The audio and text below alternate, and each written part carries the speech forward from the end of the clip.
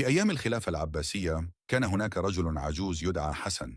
كان يعيش في مدينة بغداد، وكانت عيناه تحمل آثار الزمن والحكم الطويل. كان حسن يحب التجوال في أسواق المدينة، حيث يلتقي بالناس ويستمع إلى قصصهم. يوما ما وهو يتجول في سوق البصرة، شاهد حسن تاجرا يعرض أقمشة فاخرة. كانت الأقمشة ملونة ومزينة بأنماط هندسية معقدة. انبهر حسن بجمالها وألوانها، وقرر أن يشتري قطعة قماش ليصنع منها ثوبا جديدا. اختار حسن قماشا أزرقا غامقا، ودفع للتاجر ثمنه، ثم ذهب إلى خياط ماهر ليصنع له الثوب. استغرق الأمر بضعة أيام، وعندما استلم حسن الثوب كان يبدو رائعا. كانت الألوان تتداخل بشكل جميل، وكأنها تحكي قصة عن الحضارة والتجارة والفن. ارتدى حسن الثوب الجديد وعاد إلى الأسواق. كان الناس يلتفتون إليه، معجبين بجمال القماش والتصميم.